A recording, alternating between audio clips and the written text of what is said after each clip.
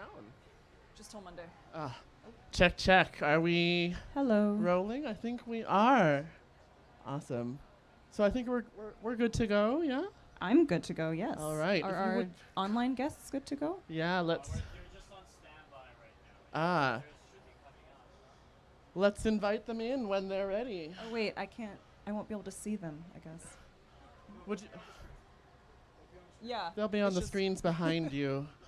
If you want, we could switch chairs, Helen, and then you could. I can see from where I am. Hello, Kim. I don't know if. Oh, you can see us. Okay, good. There's Kim and then Chelsea. Hello, Chelsea. Welcome. Hi. Oh, you don't see anything. One moment. We have our amazing tech people right on that. But just so you know, it's me, Kai Cheng, and Helen Chau Bradley sitting on the main stage in Queen's Park Circle. And then there's a lovely audience of wonderful people who are in front of us. Thank you for the applause, Noam. And Lo, so good to see you. How is this? Can you see us now? Oh, you can. Yay. Wow, I don't even know where the cameras are. Oh, okay, that's the angle. Okay, Okay, got it. well, you can see the side of my lovely coiffure. Oh, look at your outfits. You're so glamorous and amazing. Oh, now we can't see you.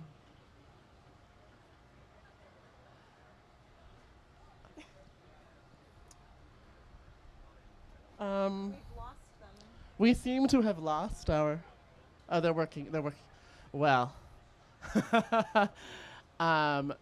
Thank you so much for coming to our hybrid panel on the Great Book Stage. This is Short Reflections. And I wonder if we could just get a great big round of applause for Helen Chau Bradley, who is here, and our amazing tech people who are figuring out all of the logistics and complexities of a hybrid outdoor book festival presentation. And a round of applause for me, because I was very late to my hosting gig and I ran to get here, and you haven't run until you've run in this dress, okay? So, oh, and you're back. Hello, can you hear us? Yay, we could, and if you wouldn't mind just saying something so that we can sound check. Nancy Kakyo, how's everybody doing? Oh, we're so good. Nice to Great. see you. Hi, so excited to be here with you all. We are excited Hello. as well. Wonderful. Does this feel like we're good to go? Yay. Thank you so much. Another round of applause for our tech support. Thank you. Okay. So, welcome.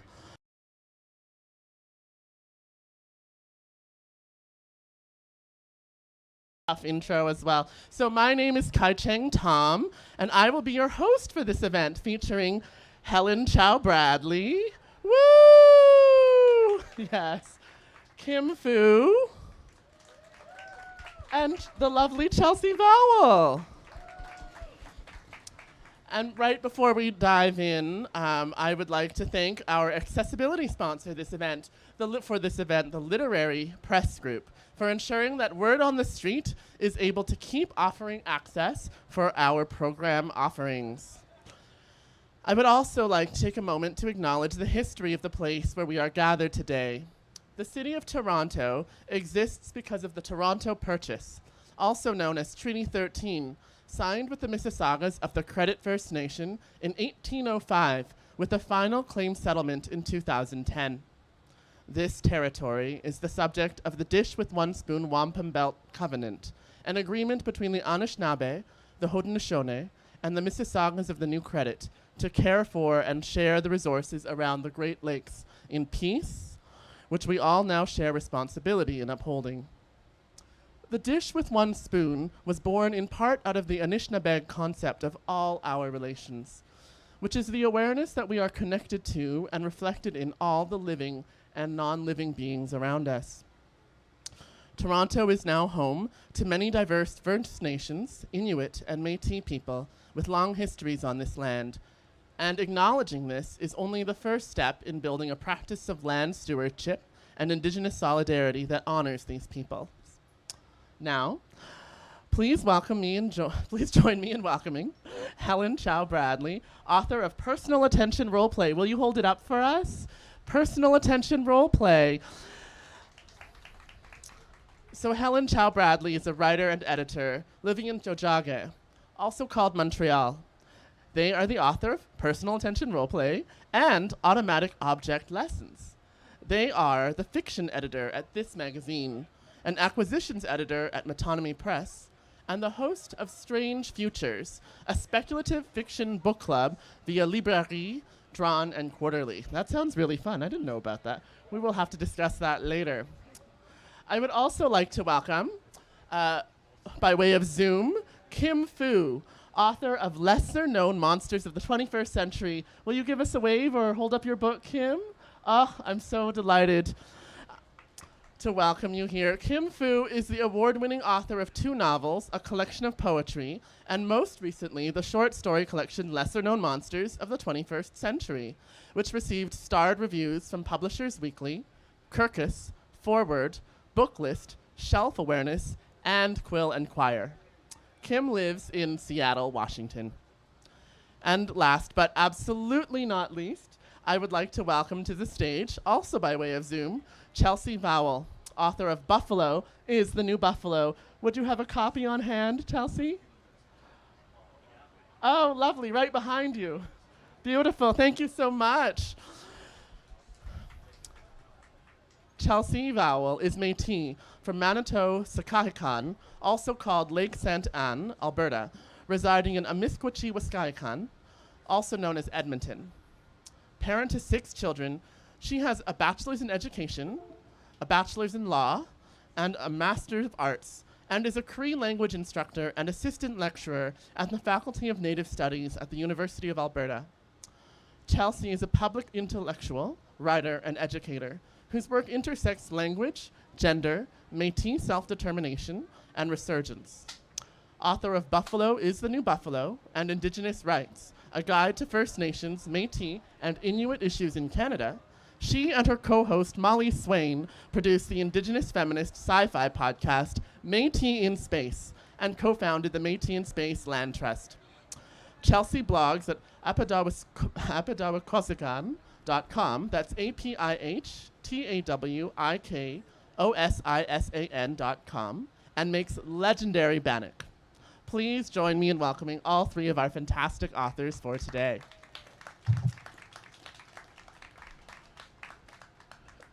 So what we're about to launch into is a series of short readings and then a brief Q&A. You may have the opportunity to ask your questions as well of these authors who have recently put out fantastic collections of short stories or short fiction that bridge intimacy, technology, colonization and anti-colonization, the pandemic, and many, many more things.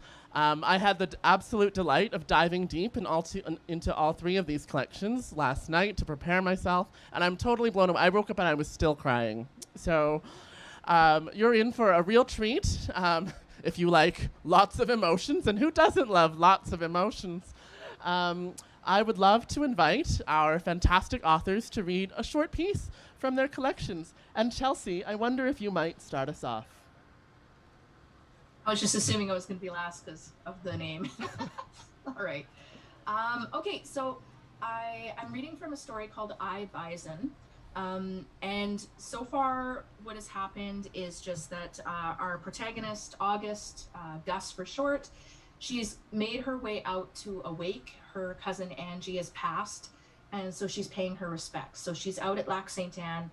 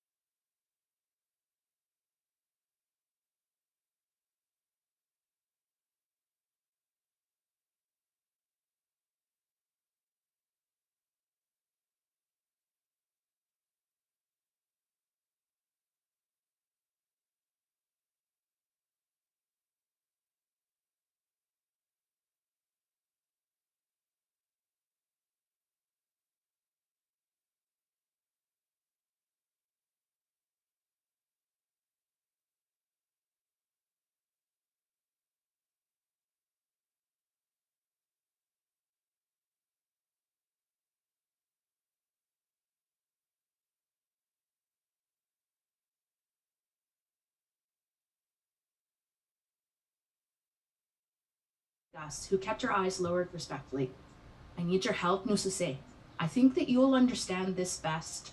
I know we discouraged you from receiving the Ututama augmentation, but I think it makes you more capable of fixing this problem now. Gus started in surprise. Her augmentations were a source of constant tension with her more traditionally minded family. One of the reasons she hadn't been out here in so long. What is it, Nuku? What's wrong? The other woman's brow was furrowed as she lowered her voice a bit more so as not to be overheard.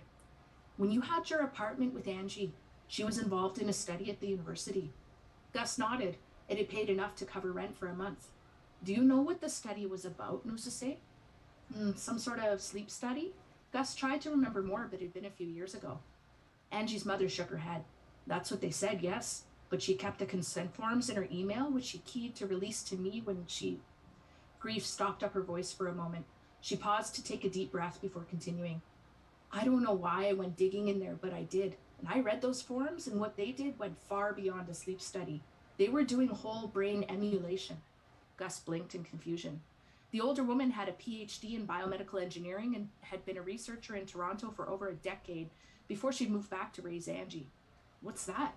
Unethical. The older woman said angrily, her voice still pitched low.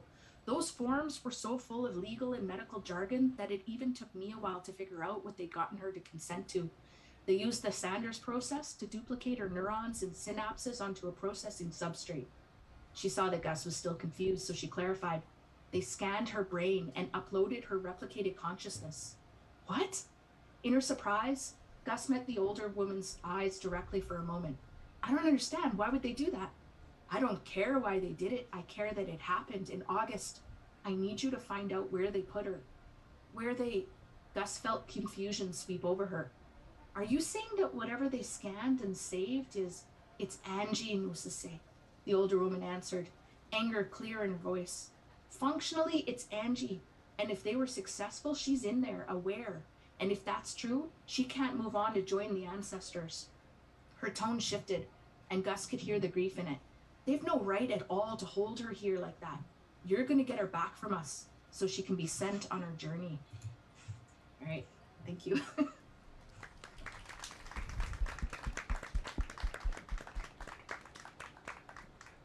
Thank you so, so much, Chelsea, for that wonderful and haunting reading.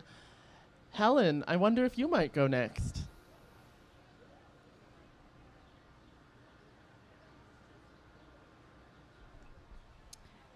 So I'll read an excerpt from the title story, which is called Personal Attention Roleplay.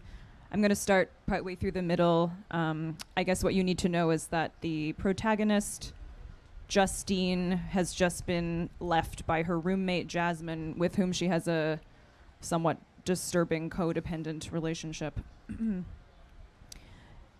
You wake up with a jolt, your heart already collapsing in on itself, as it has every morning since Jasmine left. The curtains are drawn, but you can already feel the summer heat beating through the windows. The air is heavy and suffocating, and you are tangled in a thick layer of bed clothing. You try to calm your inner shakes by tapping your fingers on your temples and repeating, I'm okay, it's okay, I'm okay, it's okay, until the syllables lose their meaning. Eventually, you extricate yourself from the sweaty sheets and clamber over the miscellaneous piles around your bed, emerging into the hallway. You hear an unusual noise coming from the kitchen, a shifting, bubbling sound. At first, you think you've left another experimental ASMR video playing on your Bluetooth speaker. Somebody squelching their fingers through tapioca pudding or carving kinetic sand into elaborate mandalas. With Jasmine gone, you've plunged into a deep YouTube hole, hardly sleeping, speaking to no one. But when you get to the kitchen, a fetid odor hits you, unmistakable. Rotting food. You resolve to definitely not freak out as you open the lid of the trash bin. You haven't taken the garbage out in more than 2 weeks. Inside, the maggots are seething. Their tiny, wet bodies writhe in a heaving, growing mass. Although your throat clenches in revulsion, you find yourself kneeling beside the bubbling container, peering closer, breath held. Their gelatinous movement, the sheer quantity of them, their simultaneous multiplicity and harmony, You're mesmerized by them, by it. Is it possible that the maggots are arranging themselves into a face, a mouth? Is it possible that they have guidance to transmit? You think you hear them say, Justine, in their squelching collective voice, and then you catch yourself right before your face enters the depths. You throw open the fire escape door and drag the garbage can onto the metal platform. You boil a pot of water and douse the mess, and then leave it out there, gagging your way to the bathroom.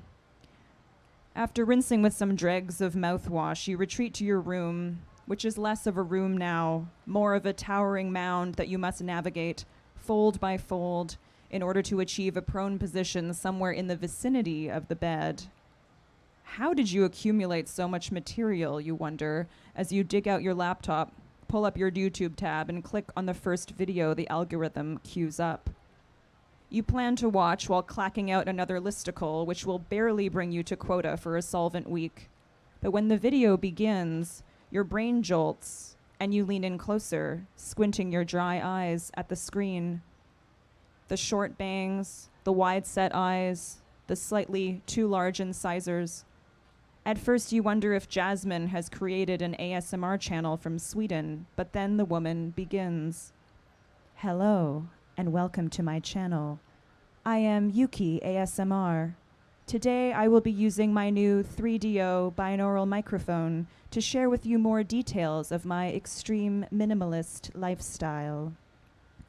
Her whispered inflection is unfamiliar, but there's something, a slight lisp to her voice, that pulls Jasmine's absence towards you, like a whale emerging from the black waters of your brain. Her empty room across the hall deepens and yawns. Missing her comes upon you now, unfurling, swallowing your week-long attempt at detachment. The old her, more precisely, the way she used to comfort you. Her fingers idly scratching your scalp, her low voice reading you into oblivion, the dim knowledge of her presence at the periphery of your sleep tunnel. She always let you drop off first.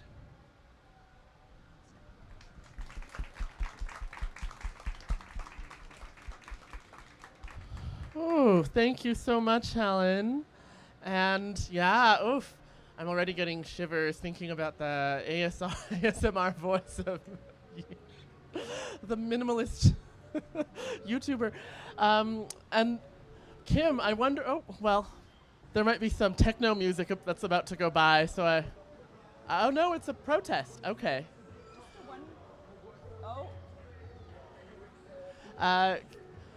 Kim, there's a protest march walking by, so I might just put us on a tiny pause.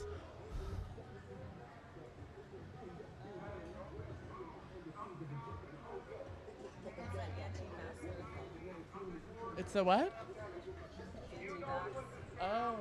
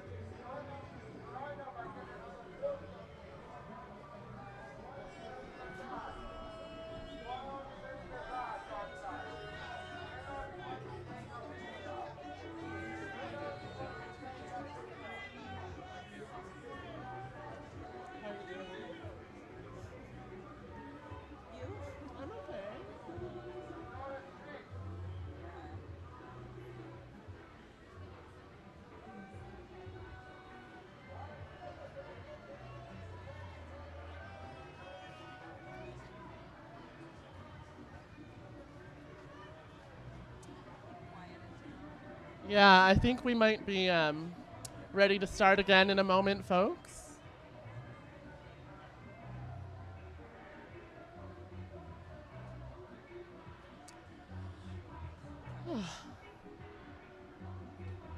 Just gonna wait till we clear the sound system. Huh. Okay. All right. Well, you know, I always, whenever I'm invited to Word on the Street, I'm like, who knows what'll happen?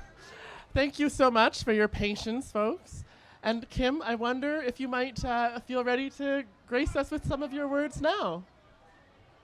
Sure. Yeah, thank you so much for your patience and your incredible grace, Kai Cheng, with this format. I'm going to be reading from a story called 20 Hours that actually has a lot of like thematic resonance with Chelsea's reading, completely unintentionally. It's a story about a body printer that prints a duplicate of one's body at the moment of death that your consciousness can be re-uploaded to, and the experience of owning this machine for a married couple. After I killed my wife, I had 20 hours before her new body finished printing downstairs. I thought about how to spend the time. I could clean the house as a show of contrition, and when she returned to find me sitting at the shining kitchen island, knickknacks in place on dusted shelves, a pot of soup on the stove, we might not even need to discuss it. I could buy flowers. I could watch the printing, which still fascinated me, the weaving and webbing of each layer of tissue, the cross-sectional view of her internal workings like the ringed sections of a tree trunk. I had poisoned her, a great wallop of poison in her morning coffee. So I didn't have the defense of passion, a momentary loss of reason. Poison took forethought. Poison said, I wanted to be apart from you for a while. Then why not just leave the house? Why not go for a walk? No, it said more than that. Poison said, I wanted you to not exist for a while. I wanted to move through the world without you in it. There had been no choking, gasping, flailing, spewing. Connie simply keeled over at the table. The soft thunk of her weighty head, the clatter of her empty cup tipping off the saucer, spilling its dregs. Painless, I hoped, though I would have to take her word for it later, either way. I wrapped her briskly in a sheet, put her out on the porch, and filled out the online form for same-day pickup. Connie has killed me only once. I'll leave it there. Thank you.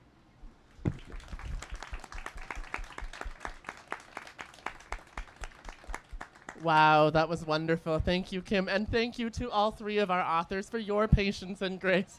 And to the audience as well, we are living in interesting times. And what better time to read works of futurism, speculative fiction. I don't know how particularly you classify your genre, Helen. Speculative? It's on the edge of speculative and science fiction. What a better time.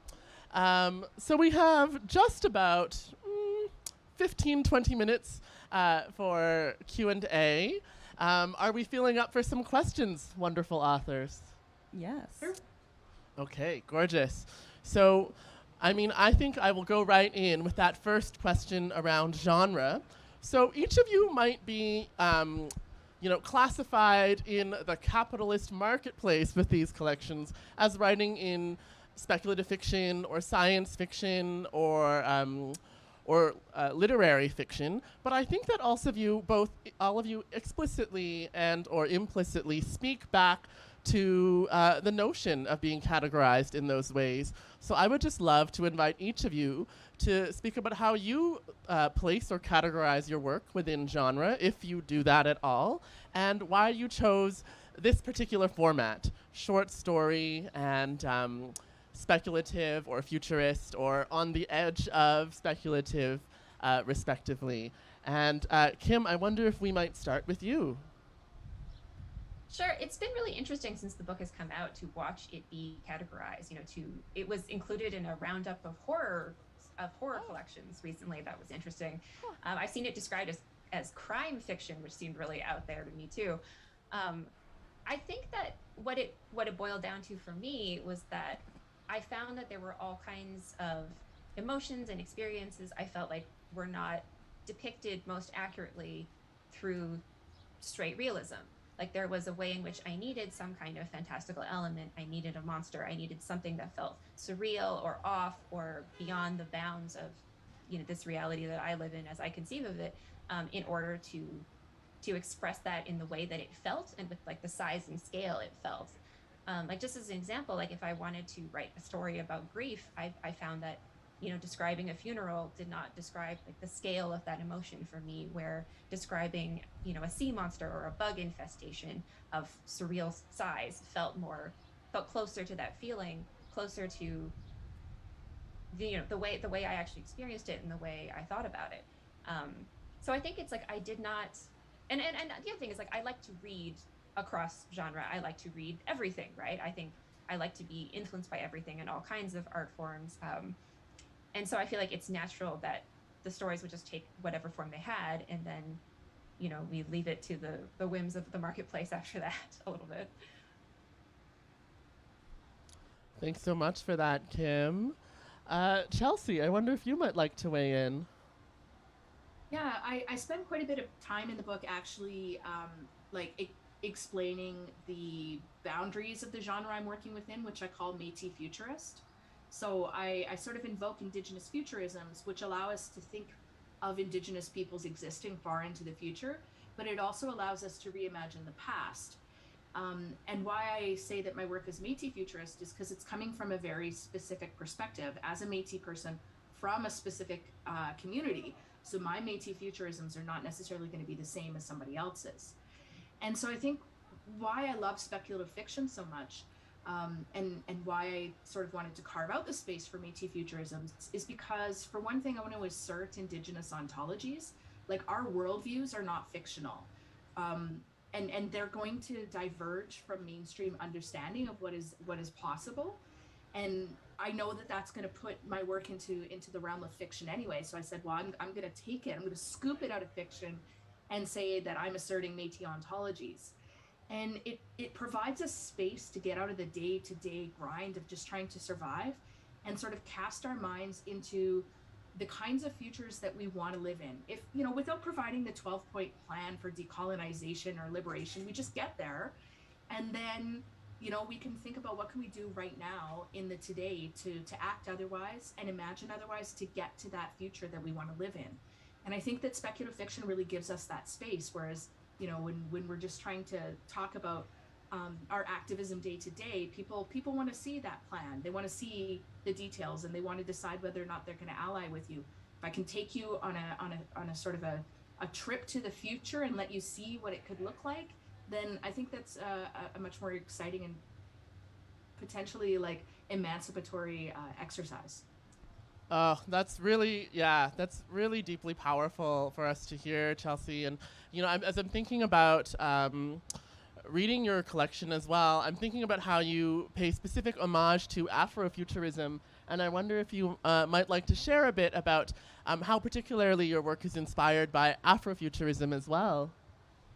Yeah, I mean, Afrofuturism is Indigenous futurism is indebted to Afrofuturism, and Afrofuturism is sort of is the same sort of thing. It's expressing ontologies that are seen as fictional, that are sort of marginalized by white stream fiction. And futurisms also go beyond just literary conventions. It's art, it's music, it's how people dress, it's architecture, it's all of that. And so I think that it's really important that we understand the extent to which all of these things, art, literature, music, dress, the way that we speak, is indebted to innovations within Black communities, diasporic communities throughout the world. So we can't talk about Indigenous futurisms without the groundbreaking work that Afrofuturists have already done.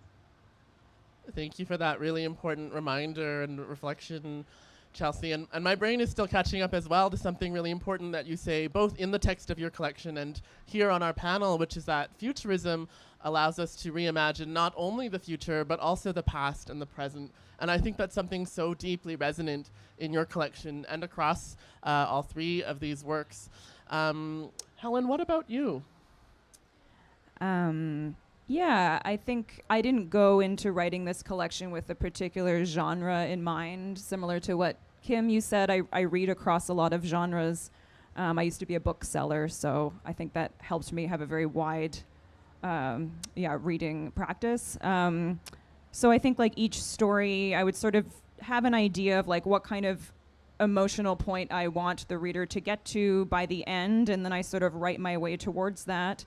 And I think sometimes, especially if I'm writing something very emotional, often emotions can feel like these sort of super realist experiences or surreal experiences. So if it sort of seemed to serve the story and its characters to bring in some sort of surreal or eerie elements, then I would just go ahead and do that, because I think I like to enhance things within the world of the story. And I would also say that I feel like it's a queer approach to writing, to not be particularly overly concerned with the limits of genre, with classifying your writing as speculative or realist. I think that in terms of writing as a queer writer and trying to write my way into queer literature in some ways, or trying to respond to it in my own way, I try not to worry about those distinctions very much. I love that. Queering genre. And I'm really appreciating how all of you are bringing in identity-based experience, political experience, but really also kind of weaving that into the skill and the architecture of your fictional works. So powerful. One thing I noticed across your collections, and I have to tell you, so I read them all last night, and then I had some very interesting dreams, okay? I was like, whoa, I should do this every night.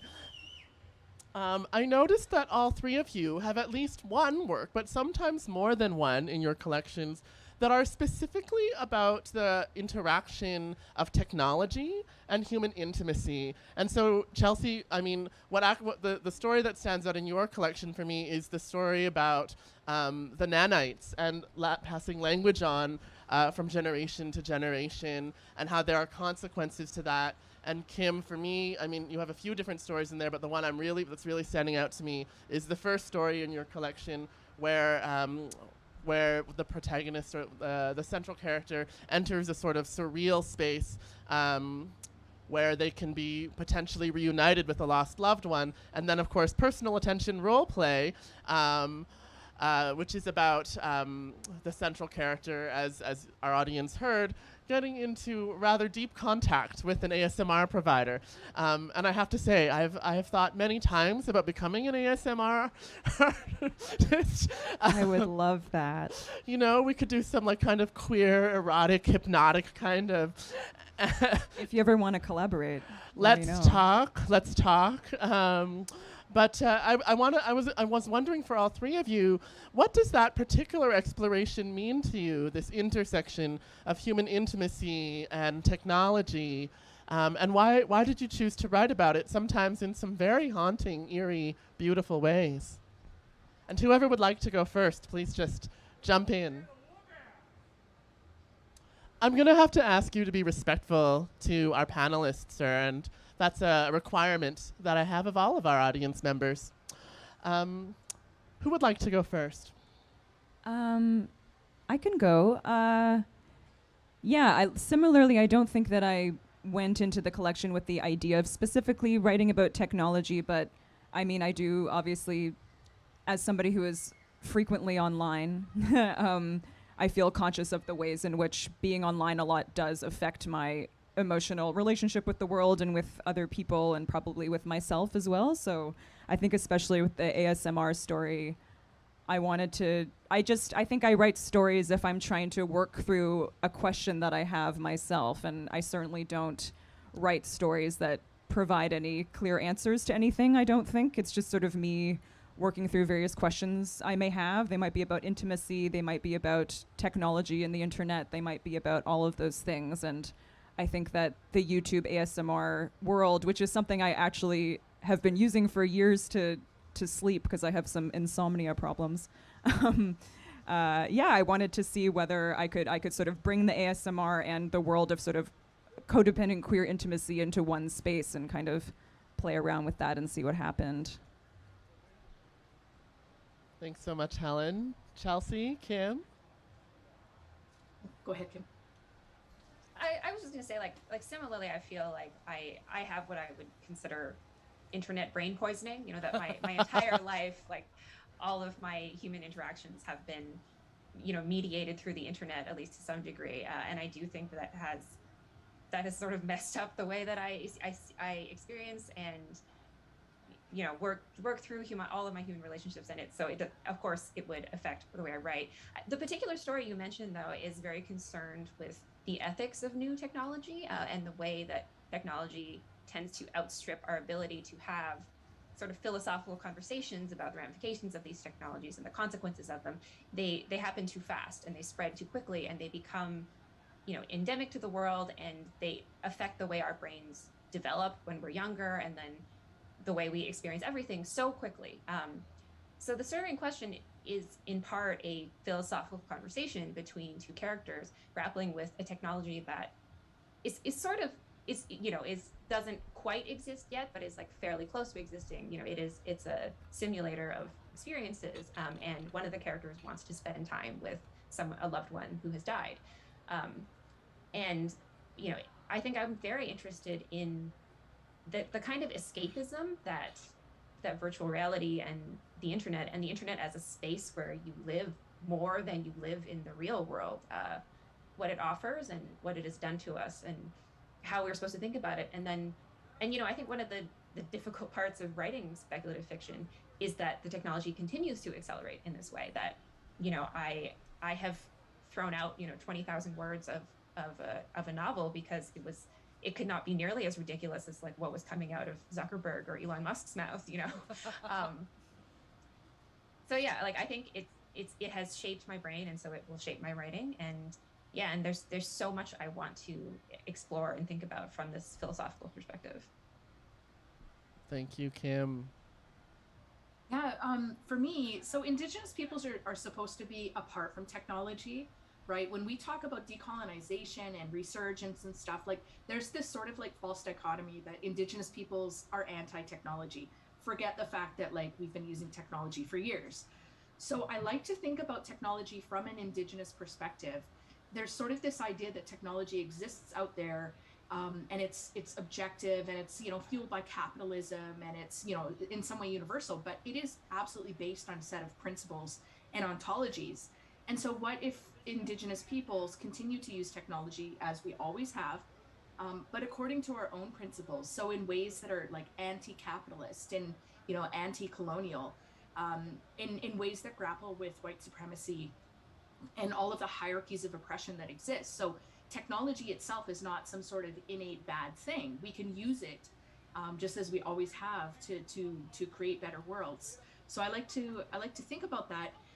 But also, I have a number of stories where the actions take place in sort of a virtual reality. And I like to assert that our physical reality, our spiritual reality, and whatever virtual reality that we concoct with technology, they all still are like geographically situated.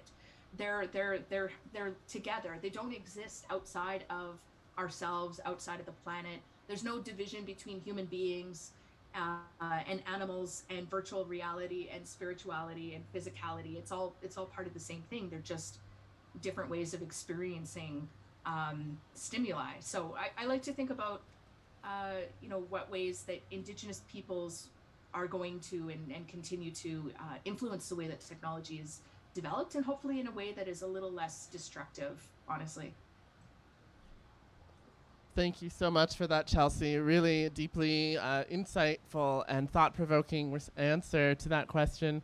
I'm wondering, we have just a few minutes for Q&A from the audience. If there is anyone here in our audience who has a question for our author panel. And what I'm gonna invite you to, sorry. Yeah, that's not a question, it's true. If you have a question, I'm going to invite you to raise your hand. I'm gonna race down and bring my mic to you.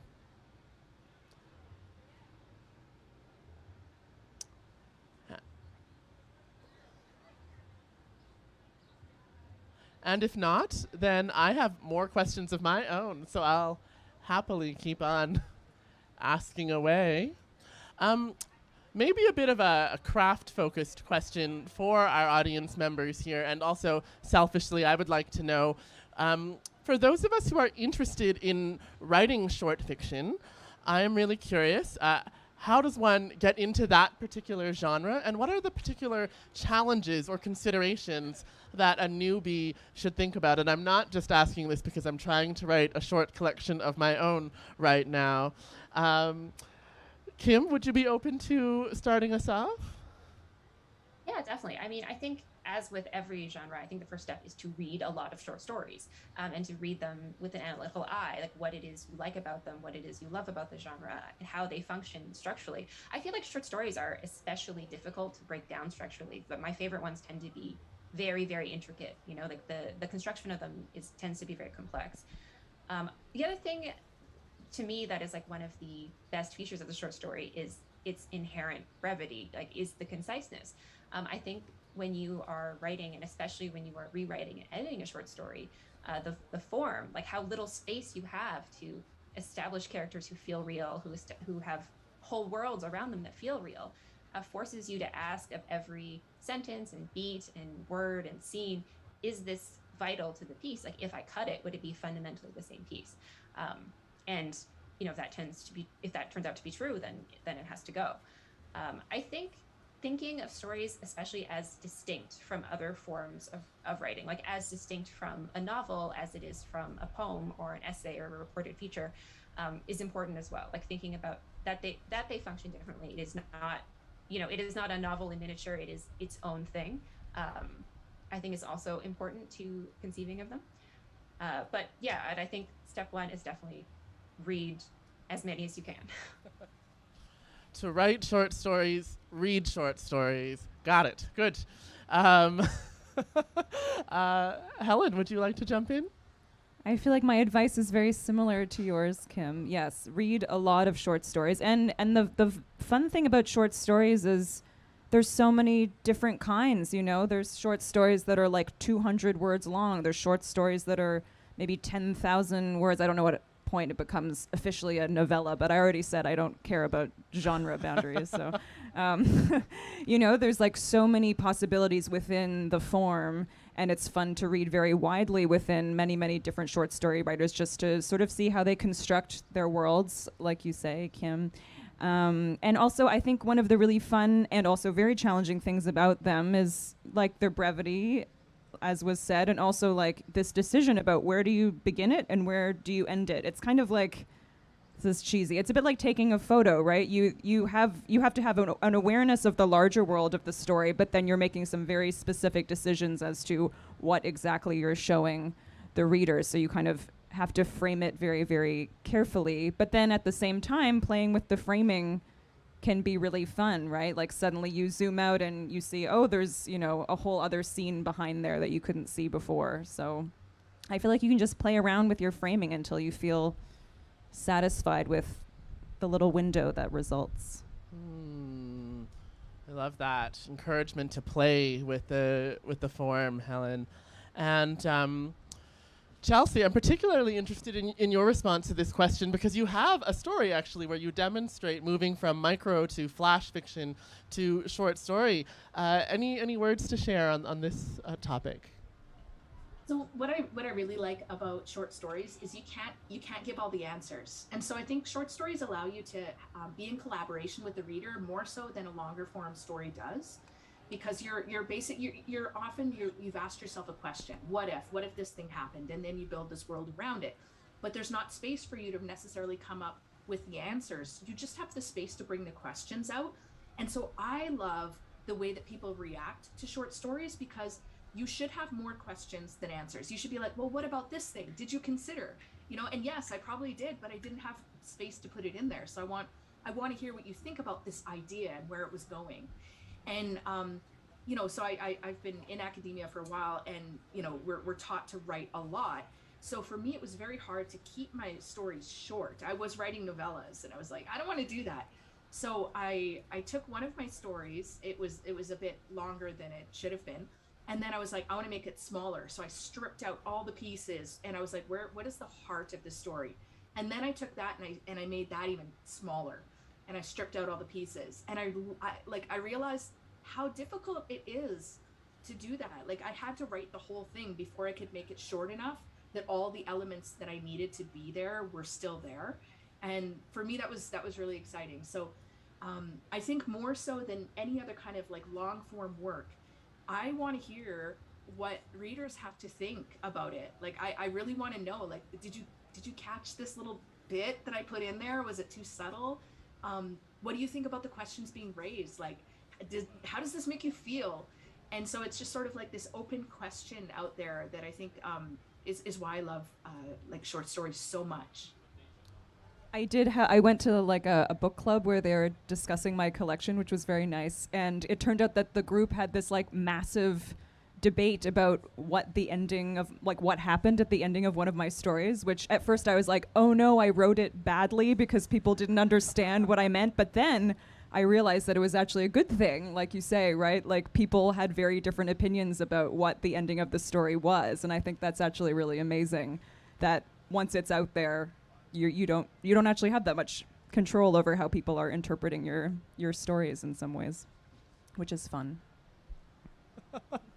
Thank you so much to all of you. I'm afraid we are already running to the end of our time. So I would love to offer a huge thank you to all three of our wonderful authors. Please join me in giving them a giant round of applause. You've been watching Short Reflections with Helen Chau Bradley, whose collection we've been discussing is Personal Attention Role Play.